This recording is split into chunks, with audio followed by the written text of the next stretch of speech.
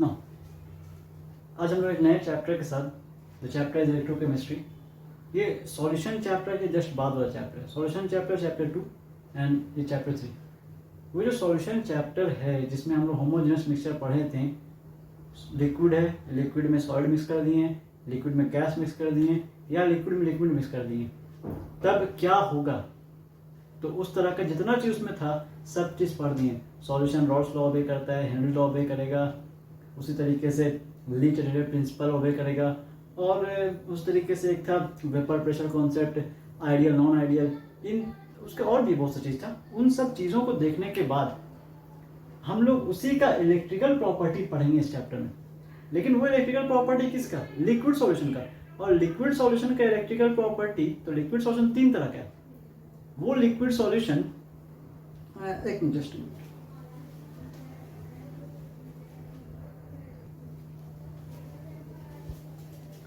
No, वो जो liquid property है, जो लिक्विड सॉल्यूशन है, उस लिक्विड सॉल्यूशन का किस तरह का प्रॉपर्टी, उस लिक्विड सॉल्यूशन का इलेक्ट्रिकल प्रॉपर्टी से, सिर्फ इलेक्ट्रिकल कंडक्टिविटी क्या, इलेक्ट्रिकल स्टेबिलिटी क्या, ये सब चीज में पढ़ेंगे।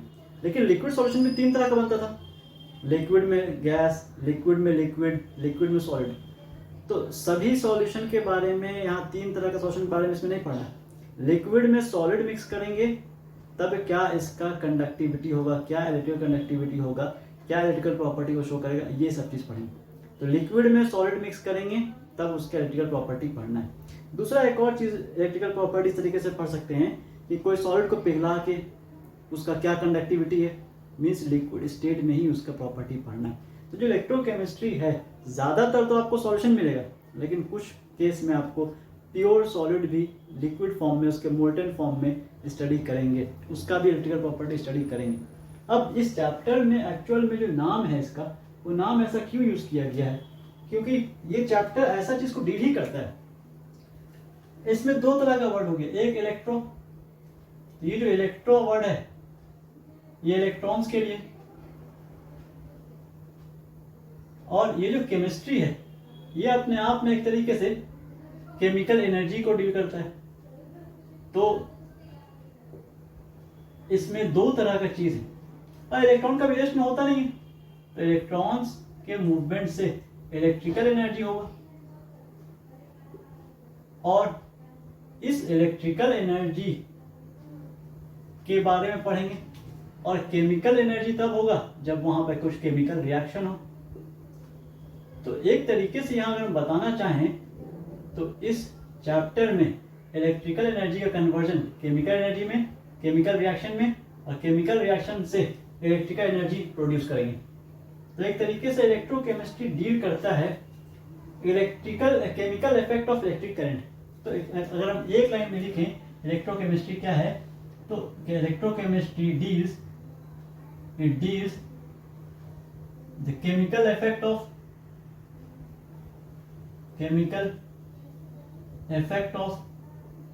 electric current and vice versa,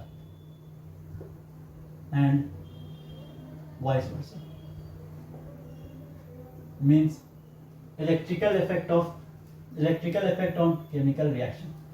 तो केमिकल रिएक्शन का इफेक्ट इलेक्ट्रिक करंट से क्या होगा, और इलेक्ट्रिकल एनर्जी से केमिकल एनर्जी में क्या फर्क पड़ेगा। तो एक तरीके से इलेक्ट्रिकल एनर्जी का कन्वर्जन केमिकल रिएक्शन में, chemical reaction conversion electrical energy में, यही इलेक्ट्रोकेमिस्ट्री। और यही 2 चीज हम लोग पढ़ेंगे भी, और इसी का कन्वर्जन इसमें करेंगे तो उससे एक सेटअप बनेगा। वो किस में होगा, कौन सेटअप में वो काम होगा, उस सेटअप का अपना एक नाम है। केमिकल रिएक्शन से इलेक्ट्रिकल एनर्जी बनेगा, वो सेटअप का अपना एक नाम है। जैसे पावर प्लांट इसको क्यों कहते हैं? पावर प्लांट एक तरह का पूरा सेटअप है, बड़ा सेटअप, एंटायर सेटअप में इलेक्ट्रिसिटी पावर प्रोड्यूस किया जा रहा है। और वो अलग अलग तरह का हो सकता है, हीट से हो सकता है, वाटर से हो सकता है, विंड से हो सकता है। तो वहां पर पावर प्रोड्यूस किया जा रहा है, तो उस पूरे सेटअप का नाम है पावर प्लांट। उसी तरीके से केमिकल रिएक्शन अगर हम करवा के इलेक्ट्रिकल एनर्जी प्रोड्यूस करेंगे, तो ये जिस सेटअप में ये कराया जाएगा उस सेटअप का एक नाम होगा, और उसी चीज को हम लोगों को इस चैप्टर में पढ़ना है। क्या चीज पढ़ना है देखिए बताते हैं। इस चैप्टर को 3 पार्ट में बांट दीजिए। हम यहाँ पहले एक चीज़ यहाँ लिख रहे हैं, फिर दूसरी चीज़ यहाँ लिखते हैं, या पहले यहीं लिख देते हैं। इस चैप्टर को हम 3 पार्ट में बांट दिए। फर्स्ट पार्ट जो है वो है इलेक्ट्रोलाइटिक सेल। इलेक्ट्रोलाइटिक सेल, इस इलेक्ट्रोलाइटिक सेल में क्या पढ़ना है हम लोगों को? इलेक्ट्रोलाइटिक सेल एक्चुअल में क्या चीज़ है? इलेक्ट्रोलाइटिक सेल एक ऐसा सेटअप है जो कन्वर्ट करता है, it converts electrical energy into chemical reaction. It converts electrical energy into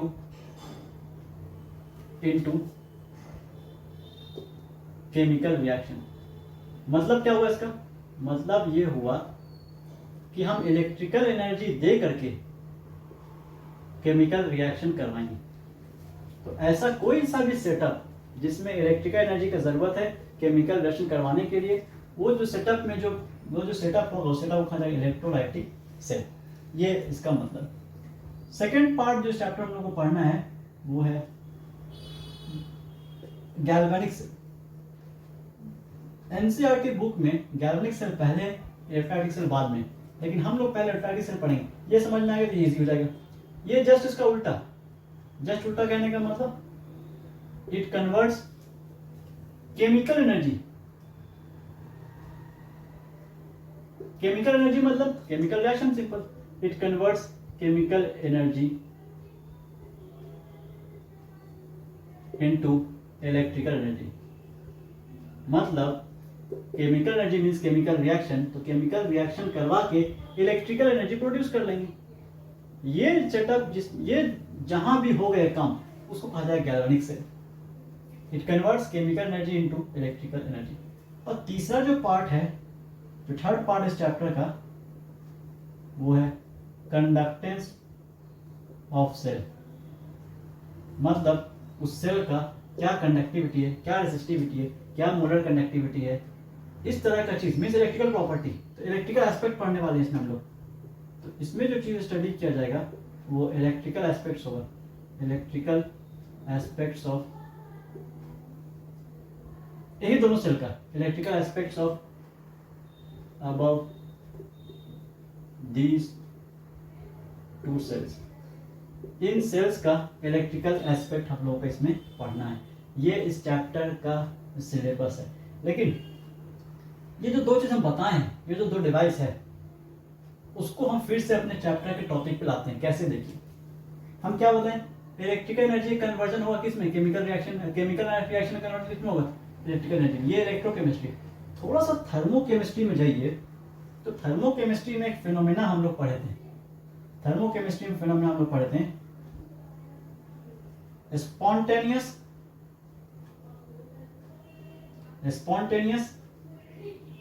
and non spontaneous, spontaneous and non spontaneous reaction. इन दोनों में क्या डिफरेंस है? Spontaneous and non spontaneous reaction. Spontaneous reaction ऐसा रिएक्शन है जो अपने आप होता है, अकर इटसेल्फ, अकर इटसेल्फ, अपने आप हो। और जब ये अपने आप होता है तो रिलीज करता है, रिलीज फ्री एनर्जी, वो कुछ एनर्जी रिलीज करता है। और उस रिलीज फ्री एनर्जी का वैल्यू होता है गिब्स फ्री एनर्जी, जिसका वैल्यू नेगेटिव, यहाँ पर कुछ अमाउंट होगा, जितना अमाउंट माइनस में लिखा हुआ है उतना ही एनर्जी रिलीज कर रहा है। नॉन स्पॉन्टेनियस रिएक्शन कैसा होता है? नॉन स्पॉन्टेनियस रिएक्शन ऐसा होता है जिसको एनर्जी चाहिए, require external source, external source इनको चाहिए होता है। और जब एक्सटर्नल सोर्स चाहिए तो किस फॉर्म में? एनर्जी फॉर्म में। एनर्जी अब्सॉर्ब करता है, तो एनर्जी रिलीज करता है, ये अब्सॉर्ब करता है, अब्सॉर्ब फ्री एनर्जी या अब्सॉर्ब एनर्जी, या गेन करता है एनर्जी। और जो एनर्जी गेन करेगा उसका वैल्यू डेल्टा जी के टर्म में पॉजिटिव आएगा। कितना एनर्जी गेन करेगा वो। तो ऐसा इसमें होता है कि एनर्जी अब्सॉर्ब करता है, एनर्जी रिलीज करता है, जो एनर्जी एब्जॉर्ब करेगा वो नॉन स्पॉन्टेनियस रिएक्शन होगा, जो एनर्जी रिलीज करेगा वो स्पॉन्टेनियस रिएक्शन होगा। तो आप बता सकते हो किसमें स्पॉन्टेनियस किसमें नॉन स्पॉन्टेनियस होगा। आप इसको सोच कर रखिए इस डेफिनेशन के हिसाब से कि स्पॉन्टेनियस फिनोमेना इसमें हो रहा है कि इसमें हो रहा है। उसके बाद आते हैं इसको मिटा के हम फिर चैप्टर कंटिन्यू करते हैं। 1 मिनट का आपके पास टाइम है या 30 सेकेंड्स में बहुत है। आप इनको सोचिए कि ये स्पॉन्टेनियस हो रहा है, इसमें स्पॉन्टेनियस रिएक्शन है या स्पॉन्टेनियस प्रोसेस है या नॉन स्पॉन्टेनियस प्रोसेस है। इस रिएक्शन को कर लीजिए प्रोसेस, तो और ज़्यादा आसान हो जाएगा फिर। इसमें आप सोचिए 30 सेकेंड्स का आपके पास टाइम है। ये स्पॉन्टेनियस है कि नॉन स्पॉन्टेनियस है, ये स्पॉन्टेनियस है कि नॉन स्पॉन्टेनियस है।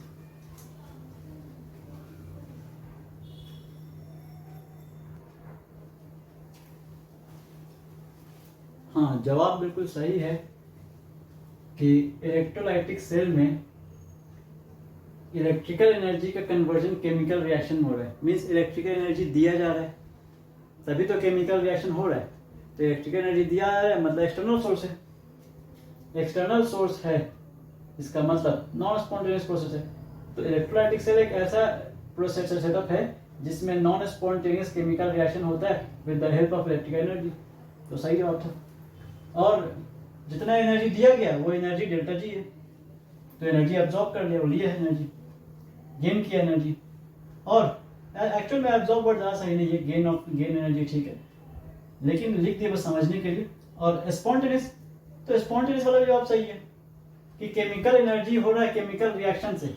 केमिकल रिएक्शन कन्वर्ट हो जा रहा है किसमें, इलेक्ट्रिकल एनर्जी में। तो कहीं केमिकल एनर्जी मिल रहा है तो कब मिलेगा, जब केमिकल रिएक्शन होगा। तो अपने आप कोई केमिकल रिएक्शन हो रहा है, उससे कन्वर्ट हो, उससे केमिकल एनर्जी बन रहा है, वो केमिकल एनर्जी कन्वर्ट हो जा रहा है किसमें, इलेक्ट्रिकल एनर्जी में। अपने आप हो रहा है कर इटसेल्फ, उससे एनर्जी रिलीज हो रहा है। वो रिलीज एनर्जी किस फॉर्म में, केमिकल एनर्जी में। तो सही बात है, सही कंपैरिजन था। इस तरीके से हम बता सकते हैं कि किसी भी रिएक्शन में, किसी भी सेटअप में, कि अगर नॉन स्पॉन्टेनियस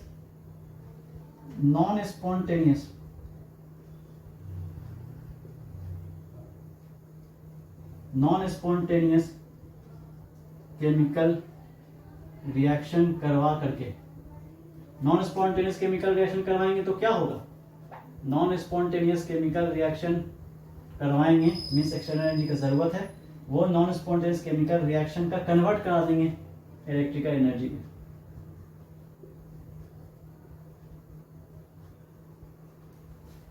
और अगर कहीं पे स्पॉन्टेनियस केमिकल रिएक्शन होता है तो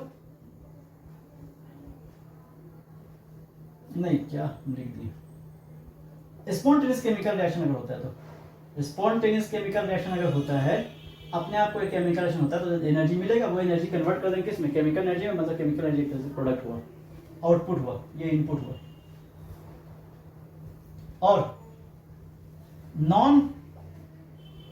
और अगर हम इलेक्ट्रिकल एनर्जी देते हैं, इलेक्ट्रिकल एनर्जी इनपुट रखते हैं, इलेक्ट्रिकल एनर्जी यूज करते हैं, तो उससे नॉन स्पॉन्टेनियस केमिकल रिएक्शन होने लगेगा। ये एक्चुअल में इसका मतलब था। तो ये जो चीज है ये इलेक्ट्रोलाइटिक सेल में होगा, और ये वाला जो चीज है वो गैल्वेनिक सेल में होगा। दोनों ही सेल हम लोगों को पढ़ना है। देखिए एक चीज आ रहा है वर्ड बार बहुत सेल जो वर्ड आ रहा है वो सेल एक्चुअल में कैसा होता है हम आपको दिखाते हैं। सेल में दो चीज होगा, जब भी सेल बनाएंगे तो उसमें एक कंटेनर लिया जाएगा, और उस कंटेनर में, या हम इस चीज को अगर नोट हो गया है तो इस चीज को एरेज करते हैं और वहीं पे बताते हैं बड़ा बना करके थोड़ा सा। बार बार देखिए इसमें वर्ड आ रहा है सेल, तो ये सेल जो वर्ड आ रहा है वो सेल एक्चुअल में कैसा होगा, मिनिमम सेटअप उसका कैसा होगा। सेल बनाने के लिए जो मिनिमम सेटअप का जरूरत है वो किस तरह का होगा, उस सेल में क्या क्या होगा। तो सेल में कई चीज होगा, सेल्स इंक्लूड, उसमें कई चीज होगा। उसमें सबसे पहला चीज, सेल में पहला चीज सब्सटेंस होगा, कोई ना कोई सब्सटेंस उसमें यूज किया जाएगा। दूसरा चीज, उसमें एक इलेक्ट्रोड रखा जाएगा, कैसा? इस तरीके से एक कंटेनर ले लिए, इस कंटेनर में 2 इलेक्ट्रोड रख लिया जाएगा। अब ये क्या है इलेक्ट्रोड, क्या है सब्सटेंस, कौन सब्सटेंस लेंगे, क्या इलेक्ट्रोड होता है, कैसा इलेक्ट्रोड देंगे, सब 1 बाय 1 देखेंगे। इन दोनों को वायर से कनेक्ट करेंगे। इसमें जो सब्सटेंस है, अब जो सब्सटेंस है उसका स्टेट होना चाहिए लिक्विड, या तो प्योर फॉर्म में या वो फिर एक्वस सॉल्यूशन में। ये कहलाएगा हम लोगों का सब्सटेंस। इसमें जो चीज़ फील्ड किए हैं वो सब्सटेंस है, और ये जो 2 चीज़ है वो इलेक्ट्रॉन है। तो ये तो मिनिमम सेटअप है, ये रहेगा ही रहेगा, ये हमेशा हर सेल में रहेगा। अब हम आते हैं, आपको ये बताते हैं कि सब्सटेंस उसमें कैसा कैसा हो सकता है। देखिए सब्सटेंस मेनली 2 तरह का होता है, और इलेक्ट्रोड, तो इलेक्ट्रोड भी 2 तरह के। हाँ, इलेक्ट्रोड के शेप अलग अलग हो सकते हैं। तो पहले तो ये समझते हैं कि इलेक्ट्रोड क्या है, उसके बाद शेप के बारे में बात करेंगे कि वो शेप कैसा कैसा होता है। सब्सटेंस सबसे पहले देखते हैं कौन कौन सब्सटेंस यूज करेंगे। एक चीज तो आपको पता है, प्योर फॉर्म में भी यूज कर सकते हैं, सॉल्यूशन में भी यूज कर सकते हैं। तो जो सब्सटेंस है वो 2 फॉर्म में यूज कर सकते हैं। 2 तरह का सब्सटेंस होता है हम लोगों के पास। एक इलेक्ट्रोलाइट, किस टर्म में पढ़ रहे हैं हम, इलेक्ट्रोकेमिस्ट्री में, इलेक्ट्रिकल प्रॉपर्टी के टर्म में, इसीलिए इसको इस तरीके से पढ़ रहे हैं। और दूसरा है नॉन इलेक्ट्रोलाइट। इलेक्ट्रोलाइट्स ऐसा सब्सटेंस होता है जो इलेक्ट्रिसिटी कंडक्ट करता है अपने मोल्टेन फॉर्म में, पिघला फॉर्म में, या फिर एक्वस सॉल्यूशन में। Conduct electricity in molten form और इन एक्वस सॉल्यूशन, और डज नॉट कंडक्ट इलेक्ट्रिसिटी, ये इलेक्ट्रिसिटी कंडक्ट नहीं करता है। इसका एग्जांपल कौन कौन सा है? एसिड्स, पानी में घोल दीजिए इलेक्ट्रिसिटी कंडक्ट करेगा। बेसेस, पानी में घोल दीजिए इलेक्ट्रिसिटी कंडक्ट करेगा।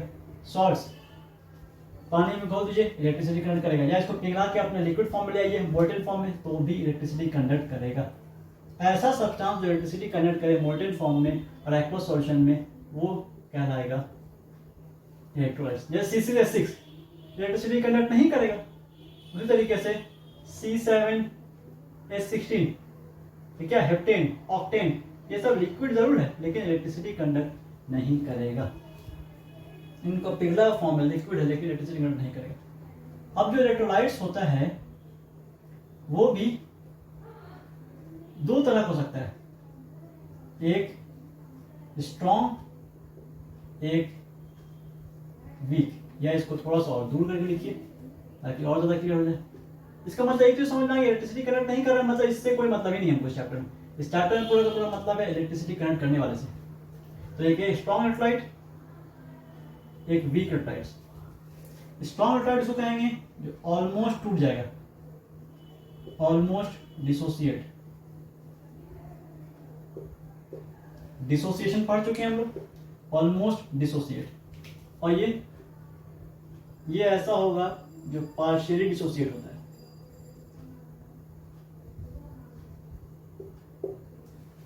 कितना टूटा उसको रिप्रेजेंट करते हैं अल्फा से। तो इसका जो अल्फा होगा नियरली 1 स्ट्रॉन्ग इलेक्ट्रोलाइट्स का।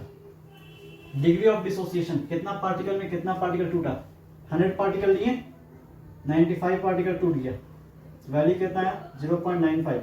ये क्या हो गया अल्फा, 0.95 नियरली 1 के बराबर है। 100 पार्टिकल लिए 98 पार्टिकल टूट गया, और डिग्री ऑफ डिसोसिएशन कितना है 0.98, 1 के बराबर लगभग। तो जो स्ट्रॉन्ग इलेक्ट्रोलाइट्स है उनका डिसोसिएशन ऑलमोस्ट मैक्सिमम ऑलमोस्ट टूट जाएगा। टूटने का मतलब पढ़ चुके हम लोग, NaCl लिए क्या बन जाएगा Na प्लस Cl माइनस, पानी में इसको तोड़े ऑलमोस्ट टूट गया।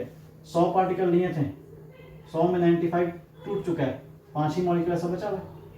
तो ये तो पूरा टूट जाता है। तो ऐसा बहुत सा मॉलिक्यूल है, बहुत सा सब्सटेंस है एसिड्स बेस में जो ऑलमोस्ट टूट जाता है। सॉल्ट्स तो NaCl तो पूरा टूट जाता है, उनका अल्फा 1 होता है। और वीक इलेक्ट्रोलाइट्स का डिग्री ऑफ डिसोसिएशन 1 से कम होता है, और जो बहुत ही कम है अल्फा का value very much less than 1, तो वो तो बहुत ही वीक है, बहुत ही वीक इलेक्ट्रोलाइट्स है। तो बहुत वीक इलेक्ट्रोलाइट्स आयंस में नहीं टूटेगा उतना आसानी से, जो आयंस में नहीं टूटेगा आसानी से उनके बारे में तो पढ़ना नहीं है। जो आसानी से पानी में टूट जाए, वो आसानी से इलेक्ट्रिसिटी करंट करेगा, उनके बारे में पढ़ना है। मीन्स हम लोग को ज्यादा मतलब स्ट्रॉन्ग सही है, उधर खत्म भूल जाइए। अब जैसे एग्जांपल NaCl नहीं है, वाटर में टूट गया, क्या बनाया Na+Cl-, पानी में स्टेट क्या होगा एक्वस। इस तरीके से हम इलेक्ट्रोलाइट्स के बारे में पढ़ सकते हैं, सब्सटेंस के बारे में पढ़ सकते हैं। और दूसरा चीज आते हैं इलेक्ट्रोड्स। अच्छा, टूटा भी तो 2 चीज बनाया, एक पॉजिटिव पार्टिकल और एक नेगेटिव पार्टिकल। पॉजिटिव पार्टिकल क्या कहेंगे कैटायन, नेगेटिव पार्टिकल क्या कहेंगे एनायन। तीसरा चीज आते हैं इलेक्ट्रोड्स। दूसरा चीज इलेक्ट्रोड्स क्या चीज है, इलेक्ट्रोड्स ऐसा सब्सटेंस है, ऐसा सॉलिड सब्सटेंस है जो इलेक्ट्रिसिटी कंडक्ट करेगा सॉलिड ही स्टेट में, conduct electricity in solid form. Example कौन कौन होगा इसका, मेटल्स में तो कई मेटल हो गया मेटल्स, या एग्जांपल इस तरीके से देखिए कॉमन मेटल ले लेते हैं, एल्यूमिनियम, आयरन, कॉपर और इस तरीके से कार्बन एक्सेट्रा। तो ये इलेक्ट्रोड 2 तरह का हो गया, एक हो गया मेटालिक इलेक्ट्रोड और एक हो गया नॉन मेटालिक। तो नॉन मेटालिक में कौन सा यूज करेंगे, नॉन मेटालिक का बस एक ही है ग्रेफाइट, और मेटालिक में तो कई है, एग्जांपल कई है, आयरन हो गया, एल्यूमिनियम हो गया, कॉपर हो गया।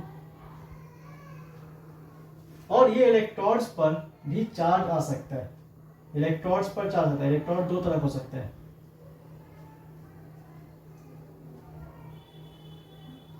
Anode, cathode. अब गैल्वेनिक सेल में एनोड कैथोड कुछ और होता है, कुछ और चार्ज होता है इनके ऊपर, इलेक्ट्रोलाइटिक सेल में कुछ और चार्ज होता है। इलेक्ट्रोलाइटिक सेल में एनोड पर पॉजिटिव होता है, कैथोड पर नेगेटिव होता है, लेकिन गैल्वेनिक सेल में उल्टा जाता है, एनोड नेगेटिव, कैथोड पॉजिटिव। तो इसीलिए इसका कोई जनरल याद नहीं रखना है, वो हम लोग जब पढ़ेंगे तब हम लोग यहाँ पर देख लेंगे। इस तरीके से ये हम लोगों के पास था। इसमें कुछ और टॉपिक अगर है हम एक बार देख लेते हैं सिलेबस में, कुछ और ऐसा छूट रहा हो तो। और वैसा तो कुछ छूट नहीं रहे, इलेक्ट्रोड्स भी देख लिए, वैसा तो कोई छूट नहीं रहा।